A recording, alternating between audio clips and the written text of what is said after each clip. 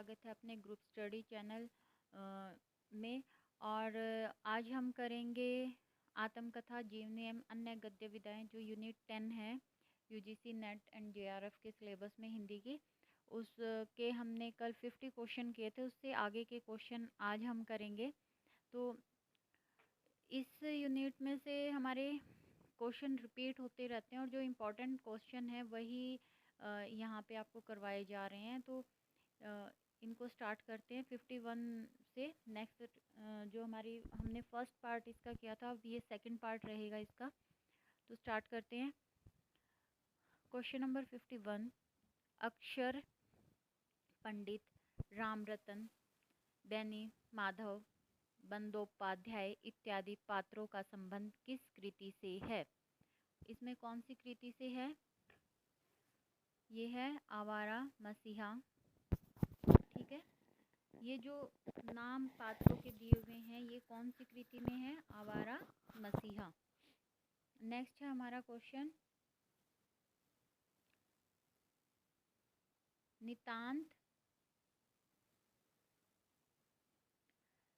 नितांत स्वच्छंद व्यक्ति का जीवन क्या किसी के लिए अनुकरणीय हो सकता है? कथन में यह नितांत स्वच्छंद व्यक्ति कौन है? कौन था यह नितांत स्वच्छंद व्यक्ति? वह था शरद चंद्र। ऑप्शन बी इसका राइट आंसर हो जाएगा, शरद चंद्र। नेक्स्ट है, शरद चंद्र को बचपन में किस नाम से पुकारा जाता था? क्वेश्चन है, शरद चंद्र को बचपन में किस नाम से पुकारा जाता था? आंसर हो जाएगा नयाड़ा, ऑप्शन 1। नेक्स्ट क्वेश्चन, निम्नलिखित में से कथाकार शरद चंद्र चट्टोपाध्याय का संबंध किस स्थान से था? बिहार, बंगाल, उड़ीसा, तमिलनाडु। कहाँ से था इन चारों में से? बंगाल से। शरद चंद्र चट्टोपाध्याय का संबंध किस स्थान से था? बंगाल से। नेक्स्ट क्वेश्चन है, मैं ऑप्शन यहाँ इसलिए रीड नहीं करती हूँ क्योंकि ऑप्शन रीड करने से वीडियो ही लंबी बनती है, बस और कुछ नहीं है। तो सिर्फ आप बीच में अगर ज़्यादा जल्दी लग रहा है तो वीडियो को पॉज करके और फिर आंसर कर सकते हैं। ठीक है, नेक्स्ट क्वेश्चन है, वह अपने को निरीश्वरवादी कहकर प्रचारित करता था, लेकिन सारे वैष्णव और दुर्गुणों के बावजूद उसका मन वैरागी मन था। उक्त कथन का संबंध किस रचना से है? किस रचना से है? आवारा मसीहा। ठीक है, नेक्स्ट क्वेश्चन,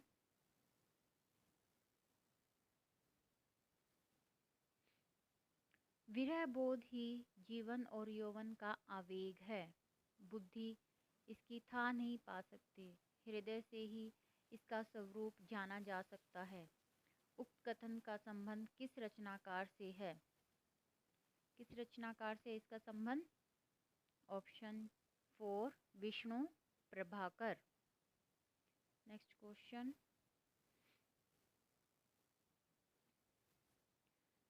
निम्नलिखित में हरिवंश राय बच्चन की आत्मकथा का भाग नहीं है। नहीं है, ये ध्यान में रखना है हमें। कौन सा नहीं है? क्या भूलूं क्या याद करूं, ये भी है। नीड़ का निर्माण, फिर ये भी है। 10 द्वार से सोपान तक, यह भी है। कौन सा नहीं है? जलती हुई नदी, यह आत्मकथा का भाग नहीं है। हरिवंश राय बच्चन की आत्मकथा का भाग कौन सा नहीं है? जलती हुई नदी। नेक्स्ट है, निम्नलिखित में से कौन से पुरस्कार से 1991 ईस्वी में हरिवंश राय बच्चन को सम्मानित किया गया? ज्ञानपीठ पुरस्कार से, व्यास सम्मान से, सरस्वती सम्मान से, साहित्य अकादमी पुरस्कार से। कौन से किया गया था? सरस्वती सम्मान से। Option 3 right answer. Next question है, इसमें केवल बच्चन जी का परिवार और उनका व्यक्तित्व ही नहीं उभरा है, बल्कि उनके साथ समूचा काल और क्षेत्र भी अधिक गहरे रंगों में उभरा है। हरिवंश राय बच्चन के संदर्भ में उक्त कथन किसका है? किसका है यह कथन? हजारी प्रसाद द्विवेदी का। Option number 2। नेक्स्ट है, सूची मिलानी हमें।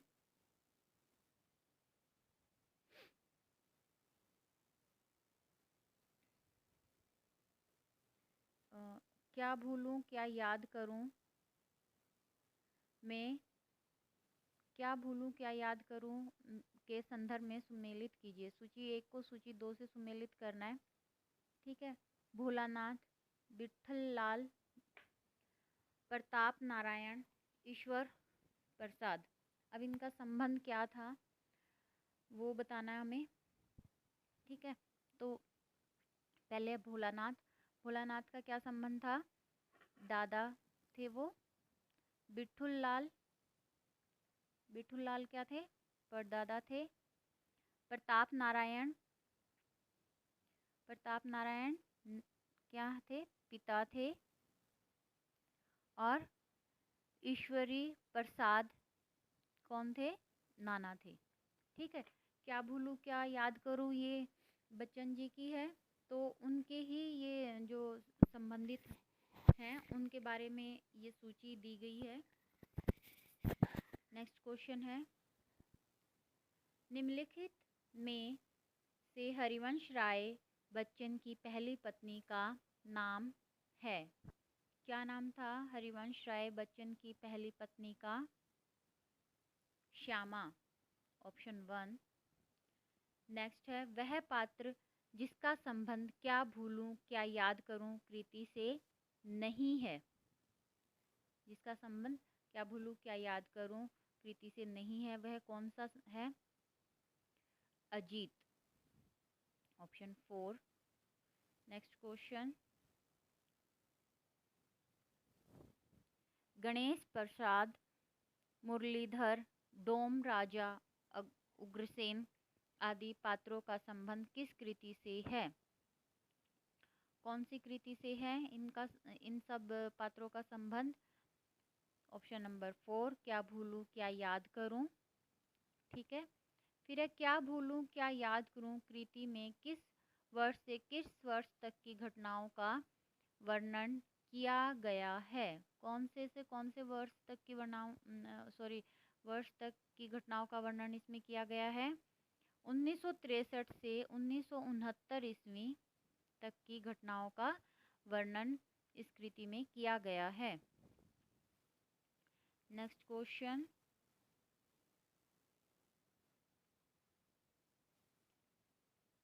राम रख सिंह सहगल द्वारा संचालित वह कौन सी पत्रिका थी जिसमें हरिवंश राय बच्चन के लेख दूसरे कल्पित नामों और डिग्रियों के साथ छपे?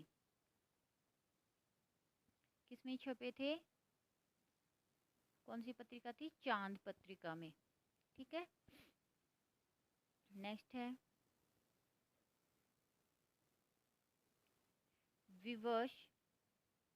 विवश जीविकोपार्जन को मैं हुआ न किस किस पद का राही, पर मेरा वश चलता तो मैं होता कवि के साथ सिपाही।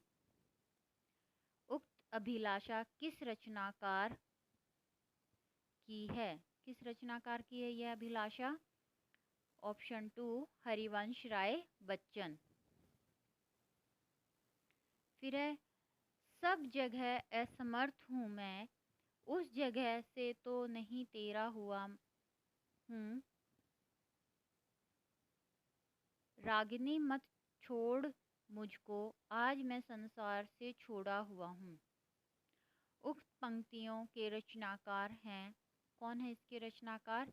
हरिवंश राय बच्चन। फिर है,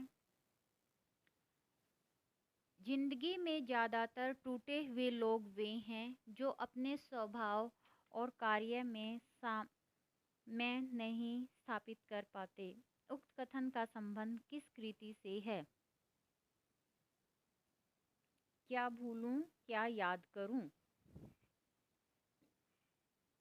नेक्स्ट क्वेश्चन, निम्नलिखित में से रमणिका गुप्ता किस पत्रिका की संपादक रही हैं? कौन सी पत्रिका की संपादक रही हैं रमणिका गुप्ता?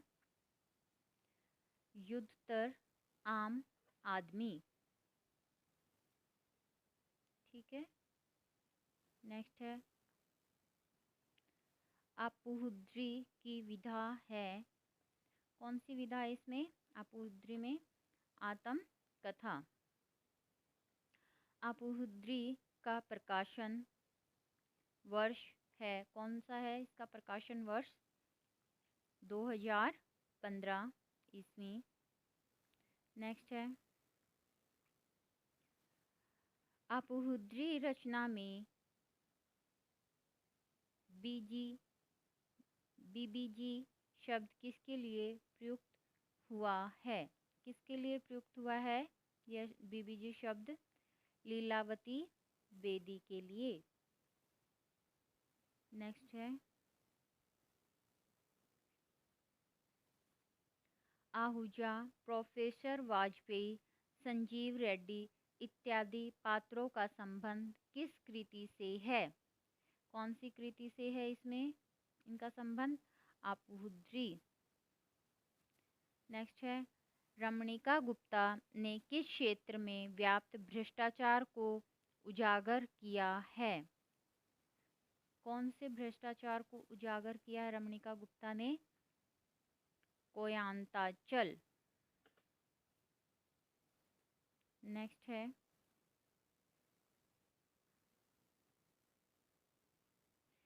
मैंने बुरी होने का दंश झेला है, हालांकि मैं मानती हूँ कि मैं बुरी नहीं हूँ। मुझे बदलाव प्रिय है। नदी को न पत्थर बांध सकते हैं न बांध।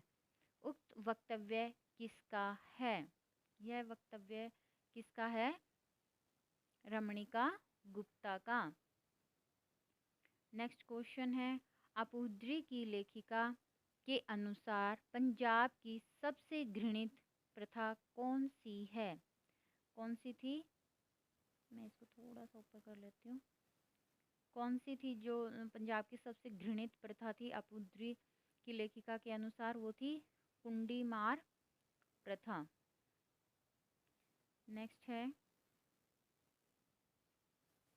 किसी को कायर कहना हो, भगोड़ा कहना हो, छली कपटी कहना हो अथवा कंजूस मक्खीचूस कहना हो तो उसे बनिया कह दिया जाता था। उक्त कथन का संबंध किस रचना से है? किस रचना से इसका कथन का संबंध? आपूद्री से। ठीक है। नेक्स्ट क्वेश्चन, वीरता, शौर्य, फराक दिली, दाल, मान सम्मान सब सामंती गुण हैं और इनके साथ जुड़े हैं अभिमान, गुस्सा, बर्बरता, शोषण और अपने को सबसे श्रेष्ठ समझने की ग्रंथि और दया। उक्त वक्तव्य का संबंध किस रचनाकार से है? किस रचनाकार से है? रमणिका गुप्ता। नेक्स्ट है, हरिशंकर परसाई ने जबलपुर से किस पत्रिका का प्रकाशन किया था? कौन सी पत्रिका का प्रकाशन किया था? वसुधा। नेक्स्ट है, भोलाराम का जीवन कृति में लेखक ने किस व्यवस्था पर कटु व्यंग किया है? किस व्यवस्था पर कटु व्यंग किया है? प्रशासनिक व्यवस्था पर उन्होंने कटु व्यंग किया है। नेक्स्ट है, भोलाराम का जीव कृति में पेपर वेट का व्यंग्यार्थ है। क्या व्यंग्यार्थ इसका पेपर वेट का क्या व्यंग्यार्थ है? रिश्वत। ठीक है। नेक्स्ट क्वेश्चन, पेंशन के कागजों में किसी का जी अटक जाता है, सॉरी किसका जी अटक जाता है, पेंशन के कागजों में किसका जी अटक जाता है, किसका जी अटक जाता है, भोला राम का। नेक्स्ट है,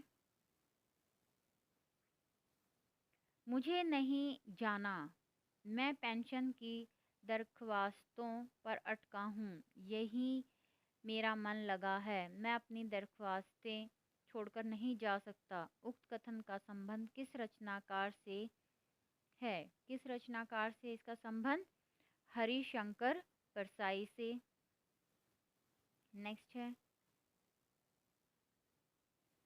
यूकेलिप्स की डाली नामक कहानी संग्रह के रचयिता कौन हैं, कौन थे इसके रचयिता, कृष्ण चंद्र। नेक्स्ट है, निम्नलिखित, एक सेकेंड, निम्नलिखित में से किस रचना में व्यवस्था के संवेदन शून्य एवं अमानवीय होने पर पक्ष उजागर किया गया है, किस पे किया गया, संवेदन शून्य और अमानवीय होने का जो पक्ष उजागर किया गया, कौन सी रचना में किया गया, इनमें से जामुन का पेड़। ठीक है, नेक्स्ट है, जामुन के पेड़ के नीचे दबे हुए आदमी ने माली को अपना परिचय किस रूप में दिया, किस रूप में दिया था, शायर के रूप में दिया था। नेक्स्ट है, आश्चर्य है इस समय जब हम पेड़ लगाओ स्कीम ऊंचे स्तर पर चला रहे हैं, हमारे देश में ऐसे सरकारी अफसर मौजूद हैं जो पेड़ों को काटने का सुझाव देते हैं, और वह भी एक फलदार पेड़। यह फलदार पेड़ कौन सा है, जामुन का। नेक्स्ट है, उप्स, ये क्या हुआ भाई, एक सेकेंड,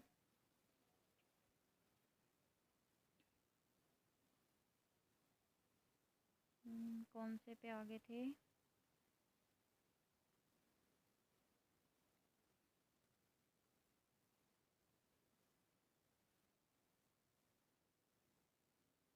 हाँ 88 क्वेश्चन नंबर। संस्कृति के 4 अध्याय कृति कितने कालखंडों में विभक्त है, कितने कालखंडों में विभक्त है, 4। निम्नलिखित में से संस्कृति के 4 अध्याय कृति का अध्याय शीर्षक नहीं है, कौन सा नहीं है वो देखना हमें, इसमें से कौन सा है जो इसका शीर्षक नहीं है, संस्कृति के 4 जो अध्याय है उसका, वह भारतीय जनता का उन्नयन। ठीक है, नेक्स्ट क्वेश्चन, दिनकर के अनुसार दूसरी क्रांति का सूत्रपात कब हुआ, कब हुआ था, महावीर बुद्ध के काल में। नेक्स्ट क्वेश्चन, दिनकर के अनुसार चौथी क्रांति भारतीय संस्कृति के साथ किसके संबंध पर आधारित है, किसके संबंध पर आधारित है, यूरोप के। नेक्स्ट क्वेश्चन, मुक्तिबोध द्वारा रचित प्रारंभिक निबंध किस पत्रिका में प्रकाशित हुए थे, कौन सी पत्रिका में प्रकाशित हुए थे, वसुधा। नेक्स्ट क्वेश्चन, डबरे पर सूरज का बिंब शीर्षक का संबंध किस रचना से है, कौन सी रचना से है, एक साहित्यिक की डायरी। निम्नलिखित में से मुक्तिबोध द्वारा रचित निबंध नहीं है, निम्नलिखित में से मुक्तिबोध द्वारा रचित निबंध नहीं है। कौन सा हुआ? छायावाद का पतन। ठीक है, नेक्स्ट है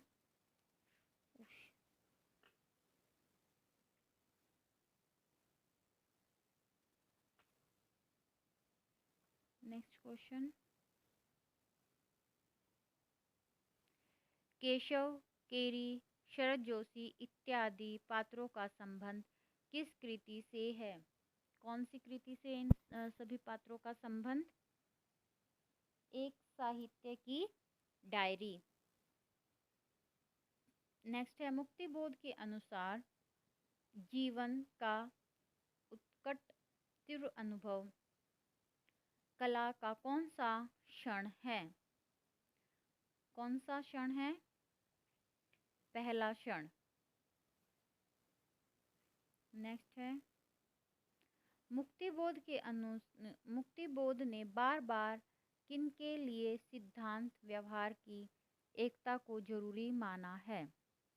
सामाजिक कर्म करने वालों के लिए, साहित्यिक कर्म करने वालों के लिए, राजनीतिक कर्म करने वालों के लिए, धार्मिक कर्म करने वालों के लिए। किनके लिए व्यवहार की एकता को जरूरी माना है? साहित्यिक कर्म करने वालों के लिए। नेक्स्ट है फैंटेसी अनुभव की कन्या और उस कन्या का अपना स्वतंत्र विकासमान व्यक्तित्व है। वह अनुभव से प्रसूत है, इसीलिए वह उससे स्वतंत्र है। उक्त कथन का संबंध किस रचनाकार से है? किस रचनाकार से इसका संबंध? मुक्तिबोध से। नेक्स्ट है बौद्ध धर्म में दीक्षित होने के लिए राहुल सांस्कृत्यान का नाम था, क्या था? दीक्षित होने से पहले राहुल सांस्कृत्यान का नाम क्या था? रामोदर साधु। नेक्स्ट है मेरी तिब्बत यात्रा का प्रकाशन वर्ष है, क्या है? 1937 ईस्वी। नेक्स्ट है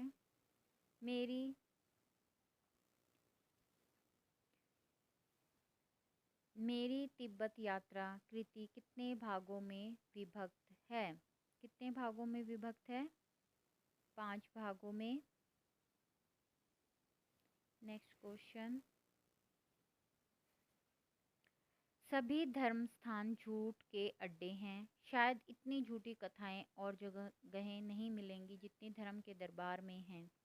धर्म वस्तुतः झूठ की आयु को लंबा करने में बड़ा सहायक होता है। उक्त कथन का संबंध किस रचनाकार से है? किस रचनाकार से इसका संबंध? राहुल सांस्कृत्यान। किससे है? राहुल सांस्कृत्यान। नेक्स्ट है अयज्ञ ने इलाहाबाद से कौन सी पत्रिका निकाली? कौन सी पत्रिका निकाली थी? प्रतीक। नेक्स्ट है अरे यायावर रहेगा याद में कुल कितने यात्रा वर्णन संग्रहित हैं? कितने यात्रा वृत्तांत, सॉरी एक सेकेंड, 2 ही 4 रह गए बस हमारे क्वेश्चन। कितने हैं हमारे यात्रा वृत्तांत? 8। ठीक है, नेक्स्ट क्वेश्चन कुल्लू मनाली की सभ्यता तथा संस्कृति का वर्णन किस शीर्षक में हुआ है? कौन से शीर्षक में इसका कुल्लू मनाली की जो सभ्यता और संस्कृति है उसका वर्णन हुआ है? देवताओं के अंचल में। नेक्स्ट है ये इस वीडियो का लास्ट क्वेश्चन है इस सीरीज का। इस यूनिट के हम अभी इतने ही क्वेश्चन करेंगे। इसके साथ ही हम दूसरे जो यूनिट अभी स्टार्ट करेंगे वो यूनिट 9 रहेगी हमारी नेक्स्ट वीडियो में। नक्शे में मैं अब भी देखता हूँ, वास्तव में जितनी यात्राएं स्थूल पैरों से करता हूँ उससे ज़्यादा कल्पना के चरणों से करता हूँ। उक्त कथन का संबंध किस रचनाकार से है? इसका संबंध किससे है? अयज्ञ से। ठीक है, एक सेकेंड। अगर आपको क्वेश्चन इस तरीके से समझ आ रहे हैं और आपको ऐसे ही करने हैं तो आप मुझे प्लीज़ कमेंट करके इस चीज़ को क्लियर करिए। और आपको डिटेल में करने हैं, मैं 2-4 क्वेश्चन आपको जो कल वाली वीडियो में हमने किए थे उनको मैं दोबारा से डिटेल में एक बार करवाऊंगी। उससे आपको ये पता चल जाएगा कि आप मुझे बता पाओगे कि आपको क्वेश्चन किस तरीके से करने हैं, कंप्लीट डिटेल में जाके करने हैं या सिर्फ नॉर्मल जैसे अभी हम कर रहे हैं इस तरीके से करने। क्योंकि जब हम डिटेल में करते हैं तो एक ही क्वेश्चन से हमारे कई सारे क्वेश्चन बनते हैं और वहाँ से हम ये कह लो अगर हम 20 क्वेश्चन भी कर रहे हैं डिटेल में तो वहाँ हमारे कम से कम 40 से 50 क्वेश्चन क्लियर हो जाते हैं। ठीक है, तो हम उनको एक बार मैं 1-2 एग्जांपल आपको बताऊंगी। उम्मीद करती हूँ कि वीडियो आपको पसंद आई होगी और इससे आपके एग्ज़ाम में आपको हेल्प मिलेगी तैयारी करने में। अगर आपको वीडियो अच्छी लगी हो तो प्लीज़ लाइक करें, शेयर करें जिनको इसकी ज़रूरत है और चैनल को सब्सक्राइब करके बेल आइकन ज़रूर दबा लें ताकि हर आने वाली वीडियो का नोटिफिकेशन आपको मिलता रहे। मैं नेक्स्ट वीडियो जो रहेगी, ये जो हमने अभी क्वेश्चन किए हैं इन्हीं में से 2-4 क्वेश्चन को मैं एग्जांपल के तौर पे आपको बताऊंगी। अगर आपको जेआरएफ क्लियर करना है तो आपको पढ़ने का तरीका बदलना पड़ेगा, तभी आप उसको कर सकते हो।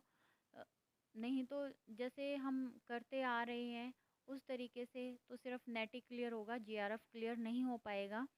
तो नेक्स्ट वीडियो में मैं आपको क्वेश्चन किस तरीके से हम डिटेल में करें, जब भी हमारे सामने कोई क्वेश्चन आता है उसको कितनी डिटेल में हम कर सकते हैं, उतनी डिटेल में अगर जाएंगे, जितनी ज़्यादा डिटेल में जा सकते हैं तो हम जेआरएफ क्वालिफाई करने से हमें कोई नहीं रोक सकता है। तो नेक्स्ट वीडियो में मिलते हैं सारे डाउट क्लियर करने के लिए। तब तक के लिए बाय, टेक केयर।